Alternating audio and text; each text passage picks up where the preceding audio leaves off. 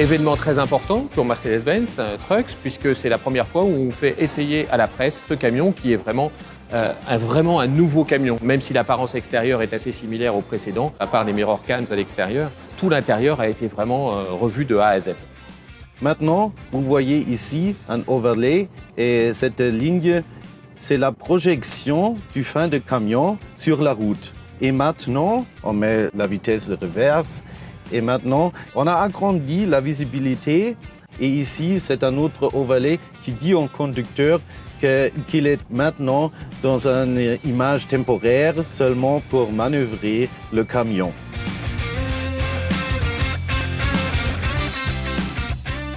Quand vous montez dans ce camion-là, vous apercevez qu'il y a un multimédia cockpit. C'est tout simplement des tablettes qui remplacent les traditionnels compteurs. Et celle de droite est tactile, c'est-à-dire que vous pouvez tout régler, de la radio, le GPS, la planche de bord principale qui est face au chauffeur peut prendre des aspects différents déjà, et elle met en œuvre tous les systèmes qui sont disponibles à bord du camion, c'est-à-dire le Predictive Powertrain Control, l'Active Drive Assist, qui sont des nouveautés et qui facilitent la vie du chauffeur. Ce PPC en état actuel, c'est du jamais vu jusqu'à présent. Et Mercedes a pris un coup d'avance avec ça. C'est absolument bluffant, hors autoroute, dans les descentes, dans les enchaînements d'épingles. Le véhicule annonce le prochain virage à droite ou à gauche, annonce la distance qui nous éloigne de ce virage et il annonce la vitesse à laquelle on va sortir de ce virage. Le Predictive Powertrain Control n'est pas quelque chose de nouveau chez nous puisque ça a été lancé en 2016 sur l'ensemble des Actros grands routiers.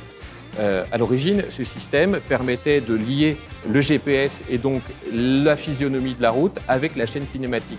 Il était capable, en fonction du poids qu'il transportait, de changer de vitesse au moment opportun afin d'avoir une consommation la moindre possible. Aujourd'hui, on a amélioré ce système. Il prend en compte les ronds-points, les zones interurbaines, les virages en montée ou en descente.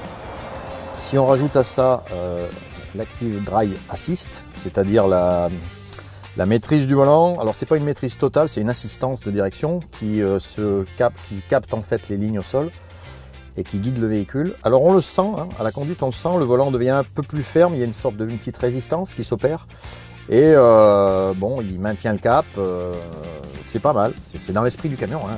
Le système est capable sur autoroute de replacer le véhicule dans sa voie en cas de franchissement de la ligne sur la droite de la chaussée lorsque le véhicule dérive vers la bande d'arrêt d'urgence. Automatiquement, le véhicule se replace sur sa voie, même hors activation du régulateur.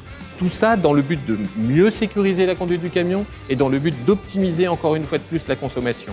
On arrive à une optimisation de 5% sur les petites routes et de 3% en plus sur les autoroutes. Depuis une vingtaine d'années, entre l'Actros des générations 1990 et l'actuel, on a gagné plus de 20% en consommation. C'est énorme.